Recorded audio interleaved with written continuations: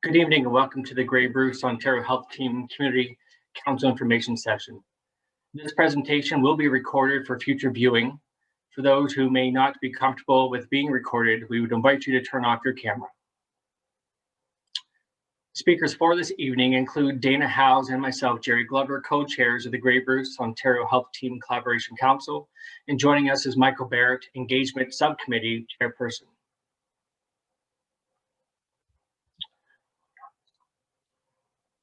As a reminder for those who are joining us, this presentation will be recorded and invite you to turn your camera off if you are uncomfortable being recorded. For those following along, we are currently on slide 3. Future viewing of this information session can be found at the Grey Bruce Ontario Health Team website, www.greybruceoht.ca. When connecting to watch the presentation, for those wishing to appear on screen, you would click the video. For those not wishing to appear on screen, you would click Stop Video. To confirm you're not being recorded, there will be a red slash through the video icon in the control panel. We encourage all participants to keep your microphone muted unless otherwise instructed to unmute by a panel member. To mute your microphone, click on the microphone in the control panel. To confirm you are muted, there will be a red slash through the microphone.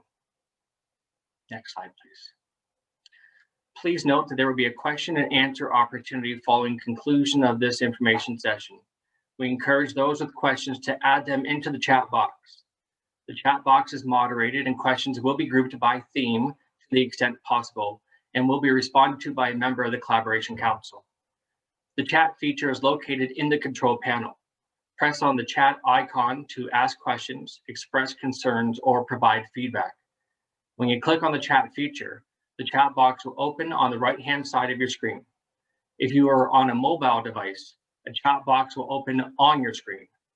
At the bottom of the chat box, there is an area to type questions and comments. All questions will be addressed during the question and answer period at the end of the presentation. For review, *6 can be entered using your phone's dial pad while in a Zoom meeting. Press *6 to mute and unmute your microphone. We would request participants remain muted until call-in participants are prompted to participate in the question and answer period. We acknowledge that a toll-free number was not available for this information session, and we will source toll-free options for future sessions. The agenda for this presentation will include opening with a land acknowledgement, welcome and introductions, what is an Ontario Health Team, timeline of the Grey Bruce Ontario Health Team full application process, overview of the Community Council, explanation of the role, responsibilities, and expectations of a Community Council advisor. We will also include some frequently asked questions, information on how you can apply to become a Community Council advisor, and at the end, question and answers. I now invite you to observe the land acknowledgement. I'd like to start our meeting in a good way by acknowledging the Indigenous peoples whose traditional territory we have gathered on today. This place where we come together is within the ancestral and traditional territory of the Anishinaabe, including the Saugeen Ojibwa Nation and the Métis. I wish to acknowledge the long history of First Nations, Inuit, and Métis people in Ontario and show respect to them today. The two First Nation communities in Grey Bruce are Chippewas of Nawash Unceded First Nation and Saugeen First Nation. I would also like to acknowledge the many long-standing treaty relationships between Indigenous nations and Canada. We recognize that all levels of government in Canada have a responsibility to honor the nation-to-nation relationship, and that individually, we all have a role to play in honoring those treaties and contributing to reconciliation. Once again, welcome to the community information session specific to the Grey Bruce Ontario Health Team Community Council. We extend appreciation to each of you for taking the time to learn more about how you can help shape and contribute quality healthcare improvement to Grey Bruce. This presentation is for each of you, and we welcome your questions and feedback. I'd like to begin to introduce the members who have contributed to this presentation, and they include Michael Barrett, CEO, South Bruce Grey Health Centre, Clark McFarland, CEO, Canadian Mental Health Association, Grey Bruce Mental Health and Addiction Services, Steph Dudgeon, Executive Director, Brockton and Area Family Health Team, Jennifer Cornell, Director, Grey County Long-Term Care, Dana Howe, CEO, Hanover District Hospital, and myself, Jerry Glover, CEO, Kincardine Family Health Team. I would now introduce Dana Howe, co-chair of the Collaboration Council, to provide an overview on Ontario Health Teams. Thanks, Jerry. So there's a lot of buzz about what is an Ontario Health Team. And Ontario Health Teams are being introduced to provide a new way of organizing and delivering care that is more connected to patients in their local communities. Under Ontario Health Teams, healthcare providers, including hospitals, doctors, home and community care providers, will work as one coordinated team no matter where they provide care. Simply put, it's about healthcare service providers and organizations working in collaboration to ensure that patients get the right care in the right place at the right time. Next slide, please. So the journey to become an Ontario Health Team began on February 26 of 2019 when Bill 74, the People's Health Act, was introduced. On April 18, 2019, the Bill 74 passed and received royal assent. On May 19th, that was the first call for OHT applications. At that time, the Grey Bruce Ontario Health Team did not submit an application, but were in the process of talking and working together. On September 2019, just go back, the Grey Bruce Ontario Health Team submitted its readiness assessment to the ministry, flagging them that we were interested as a group of collaborative partners in becoming an Ontario Health Team. On December 11th, we submitted our full application, the Grey Bruce Ontario Health Team, to the Ministry of Health. On January 25th, we participated in a virtual community visit with the Ministry of Health. And in March, we will be having a ministry assessment review. Next slide, please. So the Grey Bruce Ontario Health Team full application was signed by 20 health service provider organizations from all different sectors of healthcare. The Grey Bruce Ontario Health Team Collaborative Council is composed of members from some of those signatory organizations. A patient, client, residents, and caregiver survey was launched as a part of the engagement process for the full application. The survey asked about the state of the healthcare system in Grey Bruce. We were very appreciative of the number of responses that we received, with 1,109 completed. And just to be clear, the Grey Bruce Ontario Health Team will serve the geography of Grey and Bruce counties. So one of the things that our Grey Bruce Ontario Health Team has worked together in a collaborative fashion was to identify what would be our first year focus. And certainly in reviewing and hearing some of the feedback that we received from patients and community members, we determined that our first year focus will be on improving transitions in care for frail seniors, ensuring seamless transitions, and supporting patients living with mental health and addictions issues.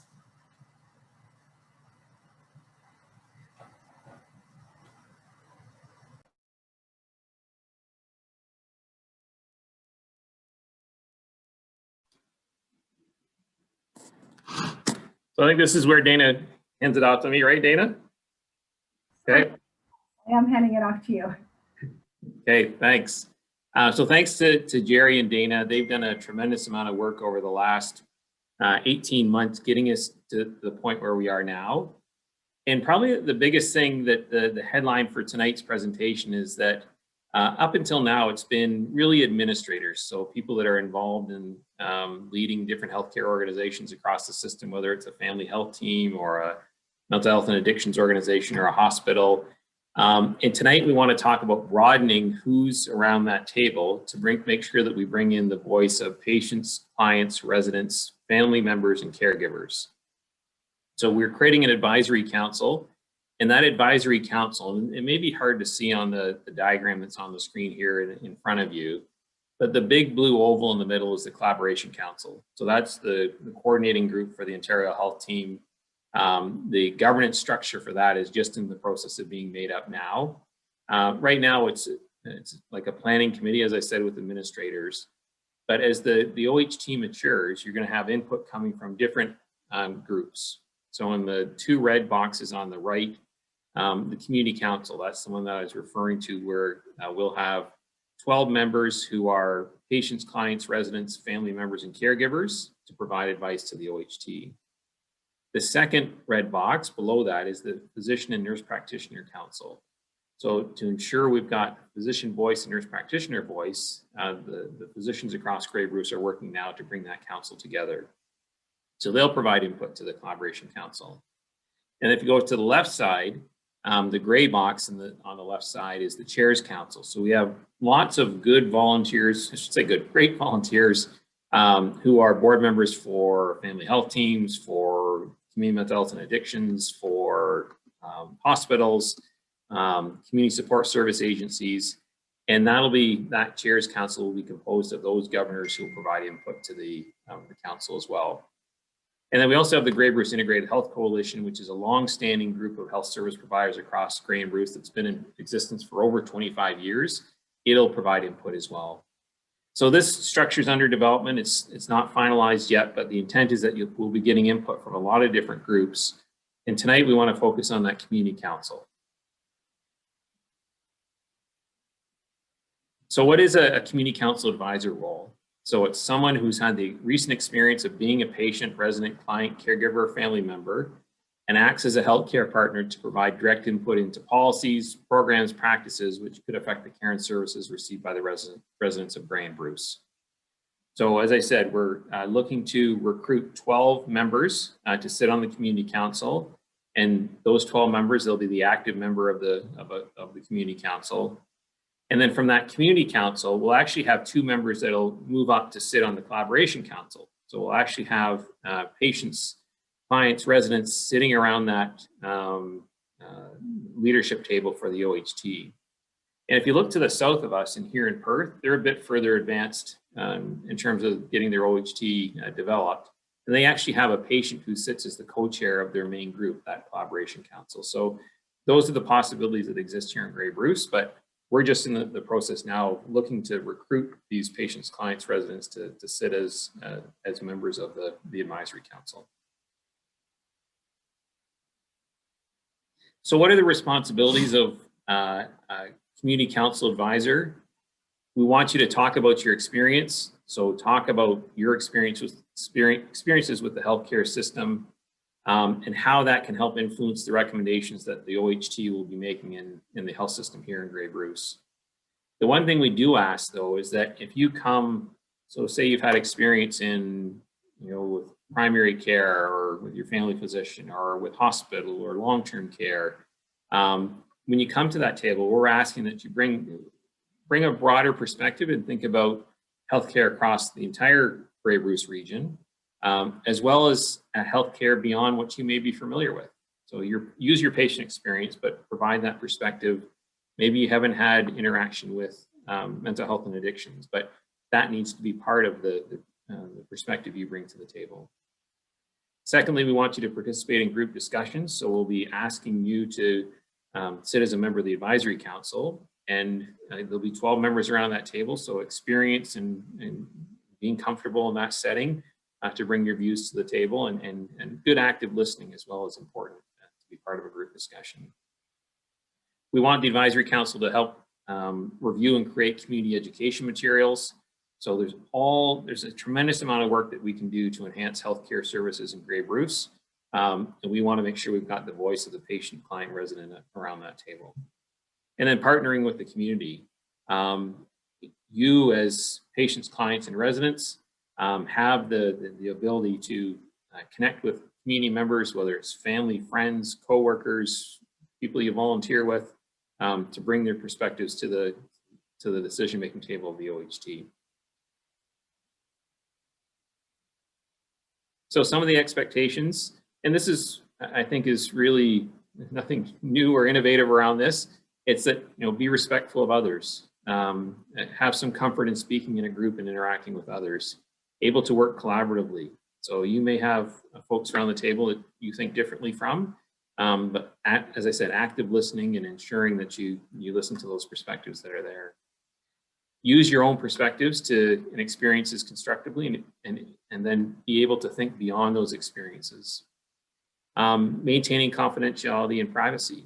So ensuring that anything that's presented to you in that format, that you are respectful of that confidentiality. A strong desire to expand your own knowledge and skills. We want you to learn as you sit as a member of this table. You're going to help us learn as administrators and leaders in the healthcare system, but hopefully you'll learn as well. And a real important one is a desire to participate in bringing about meaningful change.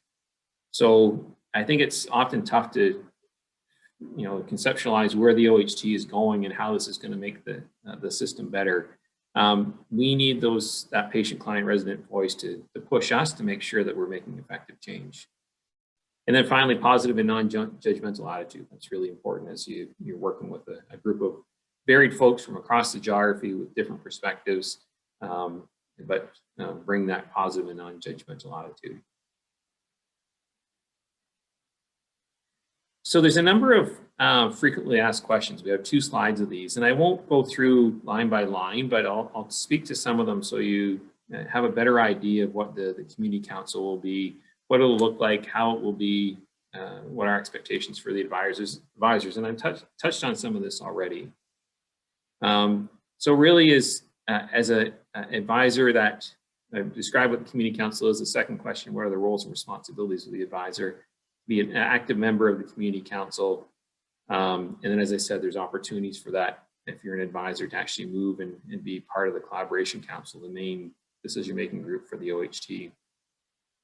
What are the benefits? You can help shape what quality care looks like here in Grey Bruce. You'll learn a lot about other parts of the system you may not know, and then bring your perspective to help build high quality care. And we're very conscious to say enhance high quality care, because there's great care being provided now in Grey Bruce, and we just want to make it even better.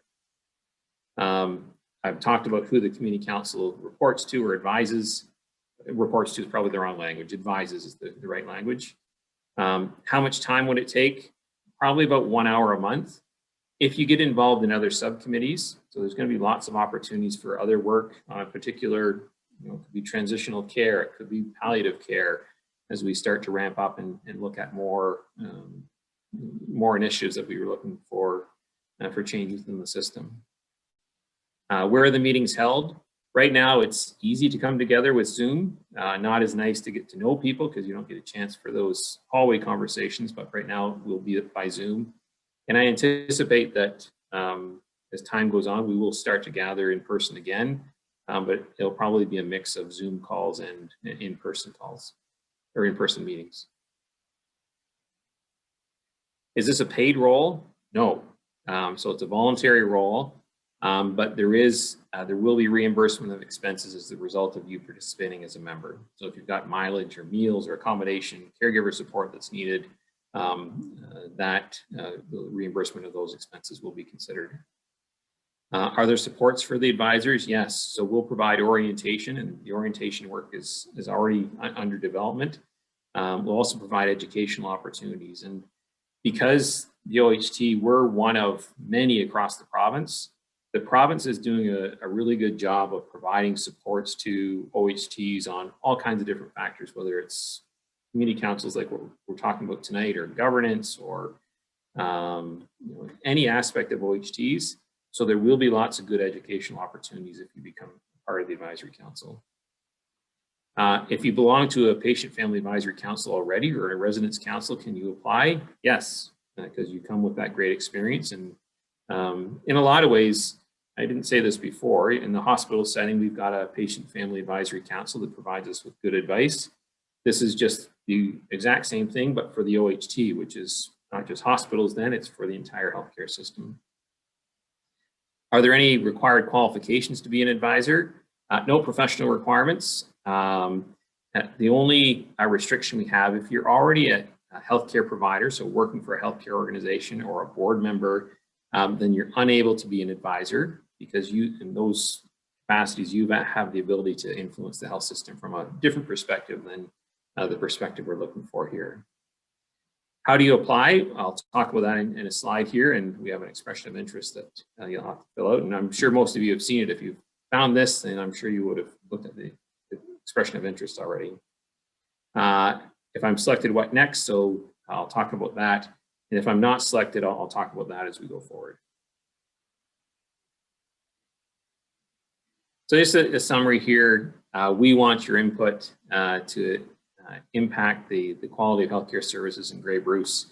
And I think Jerry and Dana and I have all had the benefit of having that patient-client voice around our tables within our own organizations. And it's amazing how, as an administrator, you think you have it all figured out.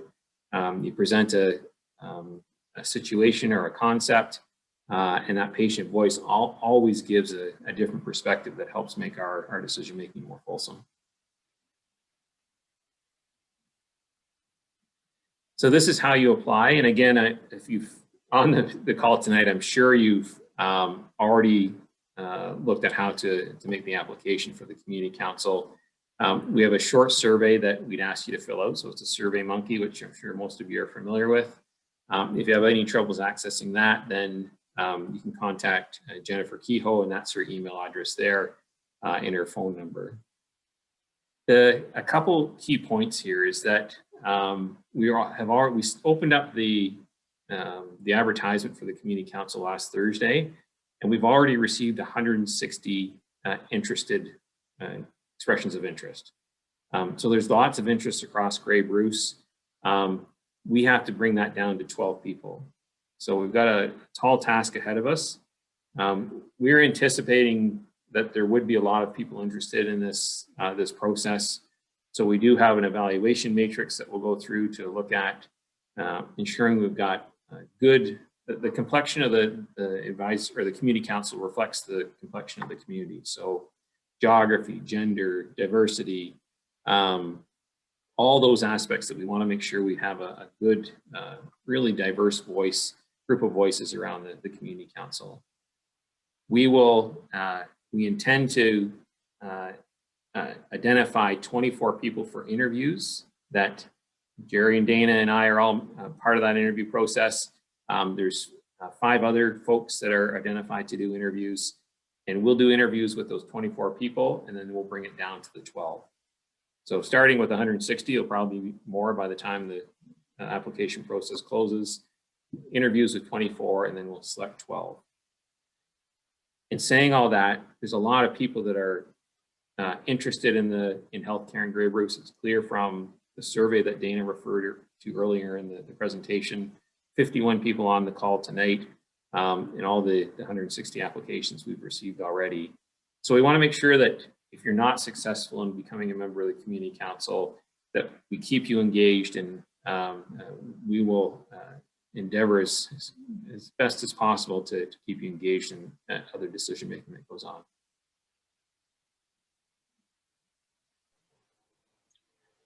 So I'll pass it back to, sorry, I'm going to pass it back to Jerry, and this is your chance for all of you to ask questions of us, and I'll let Jerry explain that.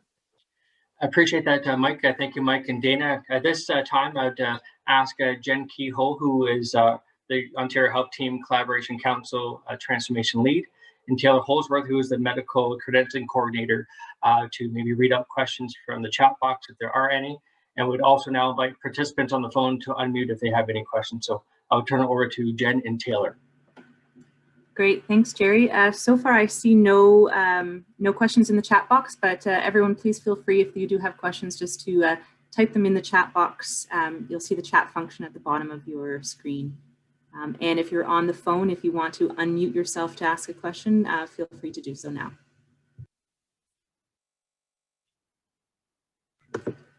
So first question in to our speakers are, can a community advisor be a retired healthcare professional? The answer is yes.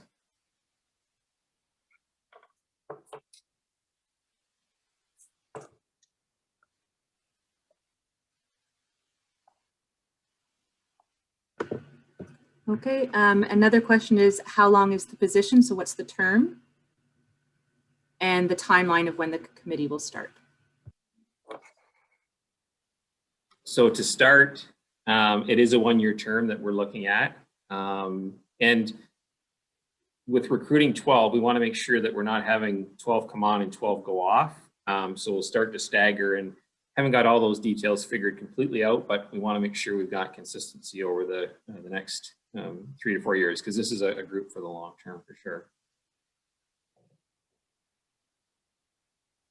And the second question is, when will the community council start?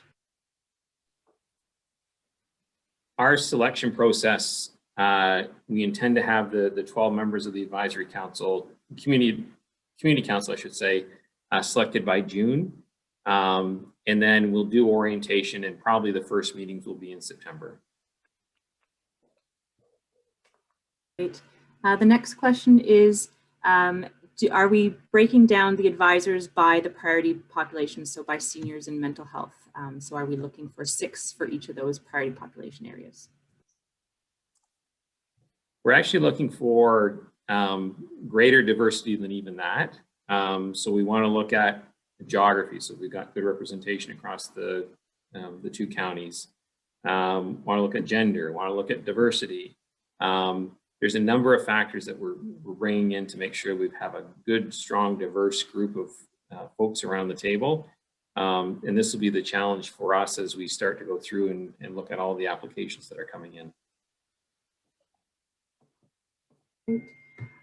Next question is around, it appears that all members of the interview teams are made up of administrative from current health services. The question is why there's no current governing boards on the interview teams. Yeah, Larry, that's a great question. And if you reflect back on that diagram that I showed, there will be a chairs council where we're getting the input and advice of local boards of directors. At this stage, that structure is not in place. So we're using the structure that's in place now, which is made up of those administrators, as I've said. But going forward, the complexion of our group is going to change. It won't be administrators, it'll be administrators plus patients, clients, residents, plus board of directors from other health service providers. But at this stage, it is the administrators that are doing the interviewing process. Okay, and the next question is asking if this is a reorganization of the LHIN and what is the mandate of an OHT? So not quite a reorganization. That is a bit of a misspeak, and that's part of our job, is to create an awareness, taking the best parts of all the system pieces out there. The Ontario Health Team is to try to coordinate care between A to B, so that way patients don't fall through the crack. Many of you may know somebody who's had a surgery at the hospital and come out and they weren't able to get a wheelchair or a timely follow-up appointment. So this helps bring all those players to the table to help look at the upstream and downstream effects. So when you're leaving the hospital to go to home and home to hospital, that every step along that patient journey through the patient's lens, whether it's mental health or addictions or chronic disease, that essentially we can have warm pass-offs, so that way you don't have to keep repeating your story and we know why you're coming before you get there. This is the beginning stage, and we're working towards a mature state, which could be many years away. It took about 30 so years to get to where we're at right now. So overnight, we're not going to accomplish greatness, but together we'll certainly move forward. So I think that's an important aspect to distinguish, that we're trying to make better care more responsive, closer to home. Yeah, and so just to further add on, you know, it's truly about improving the patient and caregiver experience, improving the health of populations, and reducing the per capita cost of healthcare. So we know that if we can work together better, we can do a better job and do it more efficiently. A better job for the patients, for our staff, and more efficiently. So there's a bit of a, I guess we could say, a quadruple aim in the approach to Ontario Health Teams. Great. And the next question is if the one-year term is a set in stone date, if that is set. No, I think we're going to learn a lot from when we do our interviews about what people's expectations are. So happy to consider that. We don't have any firm, stand on that. And as I said, we really want to be careful that we're recruiting 12 right off the bat. So this is the hard part, to get 12 all at one time. But we want to have a regular process where we can ensure we've got new faces coming on and still have some longevity of folks around that table for consistency. Great. There's a couple of questions asking if they already sit on a couple of advisory councils already. Are they able to join this community council? For sure. So that was one of the frequently asked questions. If you belong to a PFAC or a resident council, you're welcome to put your name forward for this. Great. And then the next question is the collaboration council in the diagram there, asking who they answer to and how do they influence health policies. So I can maybe start off, and we could jump in as appropriate. So at the end of the day, we're accountable to the patients, and at a mature state, working towards onboarding Chairs Council, there will be a board that the Collaboration Council will be made up of and would report to. Just backing up a few steps, and hopefully I'm not offside, but the reason why right now there's administrators around the table is that we each individually report to our own board chairs through that governance structure.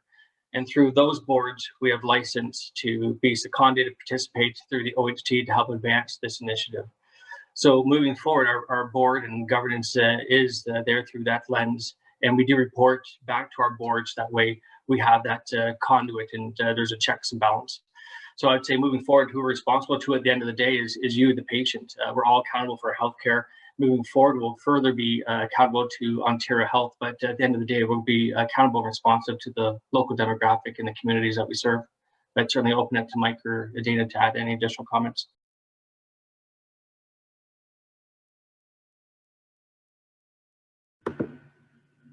Okay, next question is, will the council members have an opportunity to learn more about the various Grey Bruce OHT organizations, learn about their services and mandates, and to visit and connect with these organizations?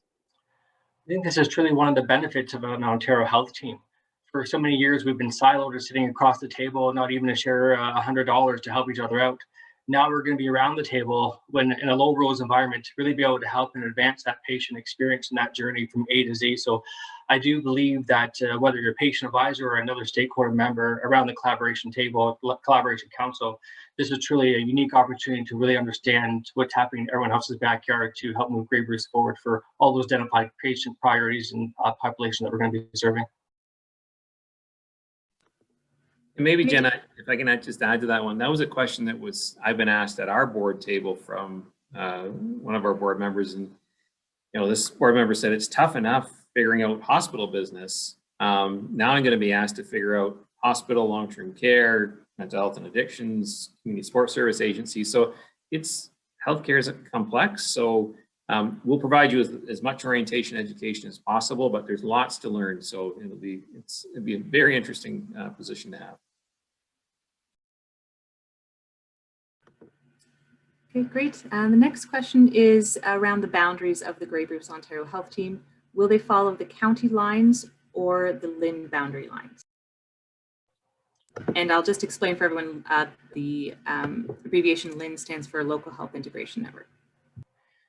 So we recognize that Grey Bruce is a vast geography. We're not trying to get caught up in the pre-existing or arbitrary boundaries, and we recognize there's going to be overlapping coverage areas that intersect with other neighboring OHTs, and that will be upstream part of an e-health strategy to figure out how we can best serve each other. So I would just position that to Grey Bruce. We're not looking to necessarily define boundary lines per se, because we're looking at equal representation and working with neighboring OHTs where there's commonality, but certainly open up to Dana for a further comment.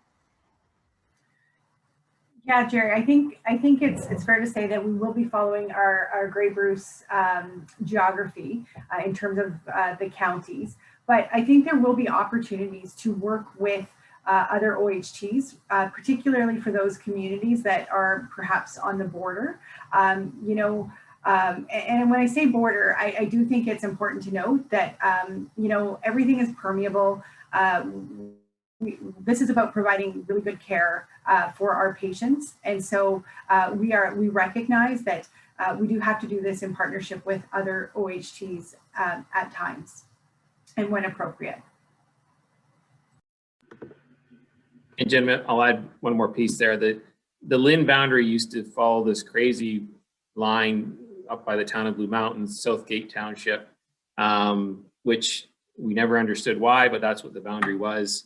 And the only service that impacted was home care, because CCAC services were captured within those boundaries. But everything else, like for Dana, Hanover District Hospital, or us with Southbridge Gray Health Center, there's no boundary in terms of where folks come from. So we service, folks from Huron County, and Dana, the same for you. So the boundaries that's our geography, is the two counties, but patients flow across those boundaries, we all know.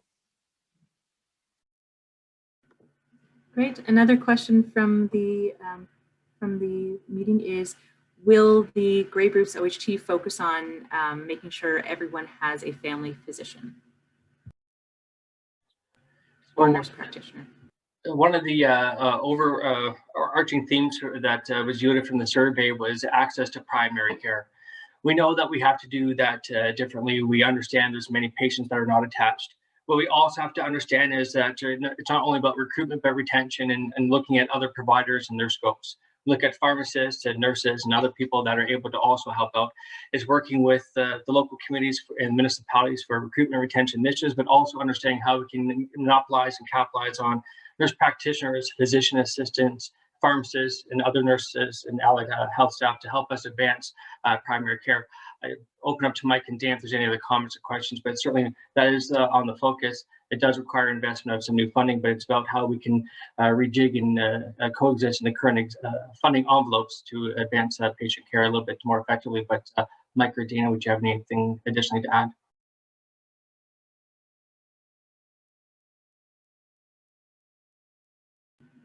Okay, great, thanks. The next question is, given the large response, is there a potential to have a larger forum that can discuss the points, various points, and bring them forward to the 12-person council? So I think it's looking to capture more of the interested participants and see if they can feed up to the 12 community council advisors. That's a really good question, because as I said in the presentation, we don't want to shut out people that aren't successful in becoming one of that 12-member group.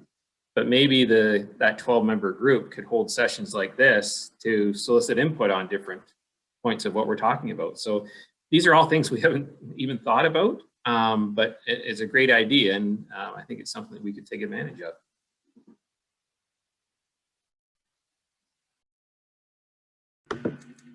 Great. And next question is asking if there's a specific age group you're looking for. And I like Sharon's question, is mid-50s too young? So that means I'm young, I guess. So, no, and I should have said that about, we want to have a good cross-section of folks around that 12-member group. And age is one of those factors. And we want to ensure we have voices from all generations. And Phil Dodd, who's on here from Keystone Children's Mental Health, we actually had this conversation last week. And our first application, we had the age limit at 18 years of age, but we actually dropped it to 16 years of age, because there are children that would be great voices to have around that table. So we do want to have a diversity, and mid-50s, I'd say, would be the middle of the road. We want to have all age groups across the table. Great, thanks. The next question is, will the Ontario Health Team services only be available for those with family physicians? I would speculate that no, that would be, again, a bit misleading if I confirm that. I feel that the advantageous benefit of an OHT is to ensure that a patient within Grey Bruce, no matter where you're at within Grey Bruce as a system patient, you get the same coordinated type of care and expectation as a patient, no matter if you're Lion's Head or Kincardine or handover. So I would suggest that the patients would be system patients, and any instance within that system, you should have that equitable access. So I know part of our challenge is going to be recruitment and looking at how we can broaden our collaborative response to ensure that everyone has a physician when they need one. But no, I don't believe that you need to have a physician to participate. First point, it's funded organizations of the Ministry of Health, and recently we've come to recognize that down the road you do not have to be a Ministry of Health funded organization to participate in an Ontario Health Team. So moving forward, this would be a good umbrella for everybody to participate under, but open to Mike and Dana for additional comments.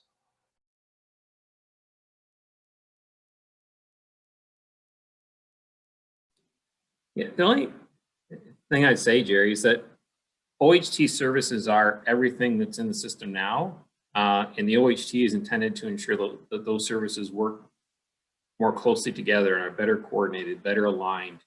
And something that shows up consistently on patient, client, resident feedback is that people are happy with the care they get with their family physician. They're happy with their hospital visit. They're happy for the most part. There's some that may not be. They're happy with their long-term care home where they live. But it's those transition points where their frustrations start. And when you're going from your family physician to the hospital, or from hospital to long-term care, or from hospital to mental health and addictions, or community support services, that's where people's frustrations grow. And I think that's the job of the OHT, is to make those transition points smoother and easier for people to navigate the system. Great, thank you. The next question is, what's the relationship, what will the relationship be between the LHIN and the OHT? So we have learned in a few last few weeks that effective April 1st, the current or formal LHIN will rebrand to Home and Community Care Services, and home care will eventually fall under a future OHT at a mature state, and the ministry will help advise us when that's going to occur. So to answer your question, the LHIN will transition to the Home and Community Support Care Services. Great, and then a follow-up point was that the LHIN boundaries were not aligned with the county boundaries. And I think Mike spoke to that earlier.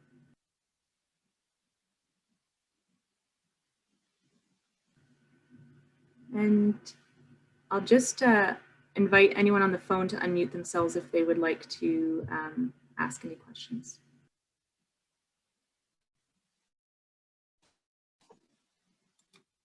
And maybe, Jen, while people are getting ready for the next question, I'll just recognize Bill Walker. So it's great that Bill has been able to join us tonight, and I'm just happy to have you bring some greetings and say hello, Bill.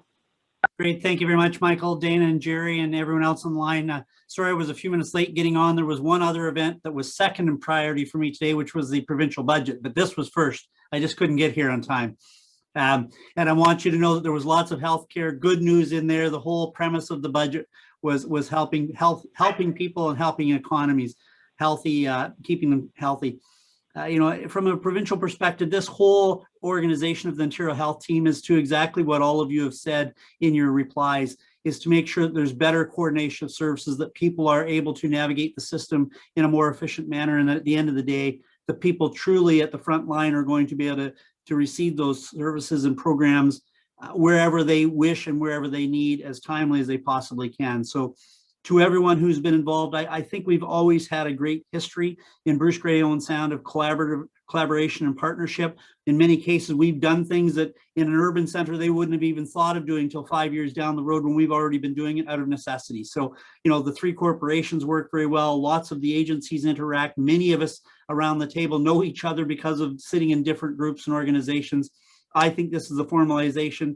I do strongly believe that at the end of the day, when we get to where we need to be with the Ontario Health Team, and it is going to be a journey, and it is going to be a lot of work and a lot of effort, but to those people who will step up and continue to be part of that leadership, and to those past, thank you so much for what you've done so far. Happy to help in any way I can to make sure that this is as seamless as possible.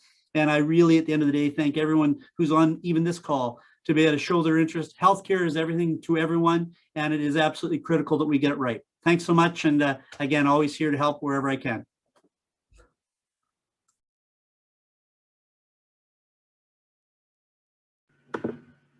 Great, thanks so much, Mr. Walker. The next question is, how will the the home care services work with the Ontario Health Team, and how will that relate to the Ontario Health Team? And I believe, Jerry, you may have touched on this earlier. And then the second question is, how will it be funded? Sorry, Jen, for clarification, how will home care be funded? I think this question is just in general, how will the Ontario Health Team be funded? So I think there's a few answers, but the simplest one is we're going to be funded how we currently are being funded. We will look at the system as a whole and through, potentially resource dilution, looking at some hotspots and looking at where we can divest and supplement additional funding to help support each other out. We have to understand the current capacity within Grey Bruce before we can start looking at new money and figure out how we can affect change differently within the same funding envelope. There are many synergies, for this recruitment or HR personnel. So I think upstream we will certainly identify some of those cost savings to reinvest back into the system in terms of redundancy, but certainly open it to Mike or Dana if there's any additional thoughts.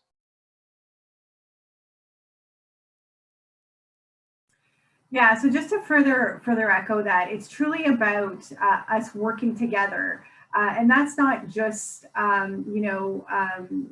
limited to relationships, but it's also looking at where is our money that we're funded best spent, and how can we use it differently to enhance patient experience.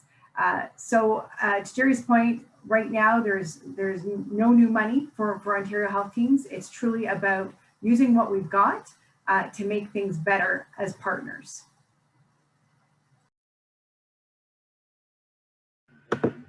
Great, thank you, Dana. Another point of clarification they just wanted to know is, are OHTs funded by the Ministry of Health? Maybe Jerry and Dana spoke about it. It's right now the funding that we receive as a hospital or as Phil Dodd receives with Keystone comes from the respective government ministry. That's not going to change in the short term. In the longer term, you may see things consolidated more, but that's a long ways off. In this OHT work, so much of it is really being done as extra. So in addition to what we're doing every day, the hospital or a family health team, this is extra work. And for this early work, all of us have actually contributed 0.1% of our budgets to fund the OHT, because we're not actually approved yet. So that's given us a bit of money to ensure we've got the supports we need to do this work. But as time goes on, the ministry does have a funding stream that allows us to do some OHT work, but the majority of funding will still come just as it comes today. Next question is, to participate in the community council, do you have to have a physician in Grey Bruce, even if you live in Grey Bruce, but you have a position elsewhere? So the question is, do you have to change your physician in order to participate in the community council? So our expectation would be that you would not have to have a primary care provider. We recognize that to many people, whether they're involved with the hospital or a social service or mental health organization or primary care, there's going to be instances that you're going to touch all of us. But no, you do not have to have a primary care physician or a formalized relationship in that instance to be considered as an advisor.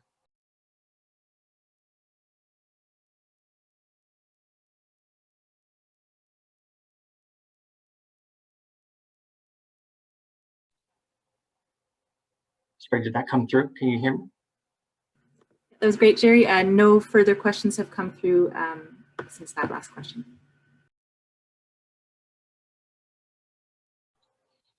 Also, just while we're waiting, just to reemphasize that this is the beginning of a journey, and all you folks on this call tonight, we're super appreciative of your capacity and time, and you haven't missed anything. This is the first, hopefully, many information sessions that will be coming out. This is being recorded and can be reviewed on the GreyBruceOHT.ca website going forward. But just letting everyone know that you have not missed anything, and there's going to be plenty of opportunity moving forward to participate and understand where we're trying to move toward. Thanks, Jerry. Another question's come in wondering about home care and not being included in the local Ontario Health team, stating many transitions occur between these services, and with more people choosing to stay in place, hopefully it is included soon. So the Lynn, Vice President of Home and Community Support Services, does sit at the Ontario Health Team Collaboration Council. Moving forward, after April 1st, that relationship would still remain there. How everything's going to look after the dust settles is still a work in progress, but those folks currently do sit at the Collaboration Council as representatives. But Mike and Dana, maybe you have some comments. Just to further echo that, we are very much engaged with home care and looking to continue looking to see how we can improve that as time goes on. Keeping in mind our focus for year one initiative is transitions of care of that frail elderly population. So it goes almost without saying that we will be working with home care closely to look at ways on how we can improve our coordination, improve our services to ensure that residents of our region get the best care possible. And Jen, maybe I'll just add one more comment. I think it's Suzanne who asked the question from, who also sits on our PFAC. And we had this conversation at our PFAC council, I guess about 3 weeks ago, right, Suzanne? And when we spoke about home care, there's considerable frustration. And our PFAC members certainly articulated that in our call. So we know there's area for improvement, and the LIN, in which will become Home and Community Support Services, and the service provider organizations, they know it as well. So that's why, as Jerry said, Home and Community, the LIN is on our OHT group. They're part of this conversation. So we know we've got opportunities for improvement. That we'll continue to work on it, I guess, is the easiest thing to say, but we know there's challenges, and we want to make sure that we work to make it better. Great. Next question is a two-part. The first one is, are you open to listening to people working in the community and advocating for healthcare services for real people? And then the second part of it is, would like to understand the structure of decision-making and power balance between the LIN and the OHT. So the first one I'll repeat is are you open to listening to people working in community and advocating for healthcare services for real people? I think that's the whole motivation for what we're trying to accomplish here this evening. For a long time, we've had people like me and Mike and Dana around the table trying to understand through data on a spreadsheet where we can best allocate our resources. We know for the past 10, 15 years that viewing through the patient's journey and patient experience that we've failed many times and then we've had maybe successes. Not saying anyone's doing anything poor or any bad work in Grey Bruce. We just know we can do better. And the only way we can do better is by having patient, client, family advisors around the table to advise us of your experience and your journey and how we can make it better for you. Dana or Mike, if you have any comments to add. Yeah, and certainly I think we do want to hear from frontline providers wherever appropriate, because you know, I think that is sometimes the best lens into where's the system needs some work sometimes. So I think when we talk about system change, we have to look at it from all angles. Certainly as administrators, we don't have all the answers, especially on the day-to-day boots on the ground. So it will be important for us to hear from those working in those areas to truly have a better understanding and appreciation of how we can make things better. The whole point of this is of the Ontario Health Team is we get to, from a local lens, make improvements, and that is I can't think of any other time in healthcare where we've had such a great opportunity, and I truly mean it as a great opportunity. We have the opportunity here to make things better for people of our region and listening to their voices. And so, and hearing from their perspective. So I think hearing from patients and caregivers, absolutely, but also hearing from those providing the care is paramount.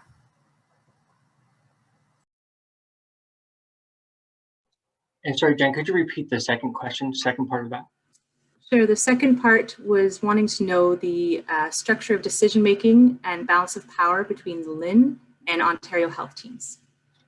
So maybe I'll start with the second part first and then work backwards, and certainly I'll look to Mike and Dana to add comment as appropriate. So the decision-making structure around an Ontario Health Team, we've recently, as a region, decided to land on a collaborative decision-making arrangement whereby every organization has a voice. Looking at a mature state, we might look at sector representation to sort of shrink it and become a bit more lean. In terms of maybe a power balance, I wouldn't characterize it as that. Actually, with the Southwestland being at the table, they also represent the service provider organizations, for example, maybe BON Home Care, Closing the Gap. And they're all at the table wanting to help advance, move this cause forward. Them, like us, have recognized for so long that we can do better. And so I would not characterize it as a power struggle or power imbalance. Really, I think it's a meeting of the minds, and everyone's at the table wonder what the states to do the best that they can for Grey Bruce and those residents in Grey Bruce. So I think moving forward, the people that are at the table are the people that are well positioned, as well as onboarding patient advisors moving forward to affect the change that we're hoping for Grey Bruce, but certainly open to Mike and Dana to add additional comments. I don't have one with respect to the last question, but I just want to clarify. It is, in case I wasn't clear in my answer, about hearing from healthcare workers. We absolutely want to hear from them. We just can't have them on the community council. So we'll seek that input in different ways.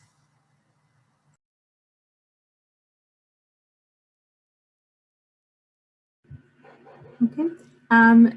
Next question is, next couple questions are, if someone's not selected for the community council, could they be considered for future for succession planning, and or for that larger group that someone previously suggested as a potential? Yeah, and I think, as I said, we don't have this all completely figured out. So I don't want you to think that we've got this grand plan that we're, know exactly where we're headed. We know we want the patient, client, resident voice around the table. And with so much interest, we need to figure out how we continue to tap into this group of interested folks. And I think COVID has really changed things for us, because in the past, we would have talked about having a engagement session scheduled on a Wednesday night in the middle of the 2 counties and try and get people together. Now it's so easy to have an hour meeting where we can just join in like this. So I think there's new and innovative ways we can bring more voices to the table. And that suggestion that, I forget who made it earlier about, could the community council meet with a larger group of patient voices, is a great one. So leave it with us. We'll figure out a way to do that. And yes, there was another question about, if you don't make it to the 12-member advisory council, yeah, there's other opportunities that you could be ready for the next go around if someone steps down. But the last thing we want is to turn people off when people are interested. So we need to figure out a way to make sure we keep people engaged.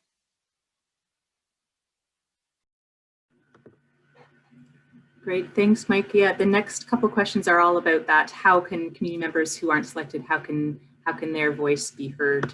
So I think you've responded to that as well. Another person just saying thank you for having this, holding this forum, and that Grey Bruce does like to work together and working across various boundaries. Yep, so I think that's, and another thank you to the speakers for this event. I think that's all the questions so far. Also, maybe just to add a bit to that last comment, that if someone's not selected to sit at the OHT, like Mike said, there'll be other opportunities, and we haven't figured everything out yet, but with your help, we'll get there. But certainly, if there is something that is not resonating well with you, if you have questions or concerns, despite the fact not sitting at the OHT, it doesn't take away your rights and your responsibilities to get a hold of those organizations that you currently interact with. And you can still elevate your comments, concerns, and feedback through those direct forums as well. So just want to add that will not take away from or just diminish your capacity as a patient or resident. And last comment here is a thank you for involving the members of the community prior to having all the answers going forward with an Ontario Health Team. We can't do anything without the folks in Grey Bruce. We have some ideas, but that's all. It's going to take all of us to do the heavy lifting. Recognize that it's just shortly after 7 o'clock, and respectful and conscious of all your time, we'd like to extend appreciation to all of you for your time and capacity and privilege of joining us this evening. There'll be additional opportunities moving forward. If we haven't had an opportunity to respond to your questions tonight, we will formalize them in an FAQ, and we'll publish that on our website at a later date. So to everyone this evening, have a great evening. Thank you for participating, and looking forward to other opportunities to engage you down the road.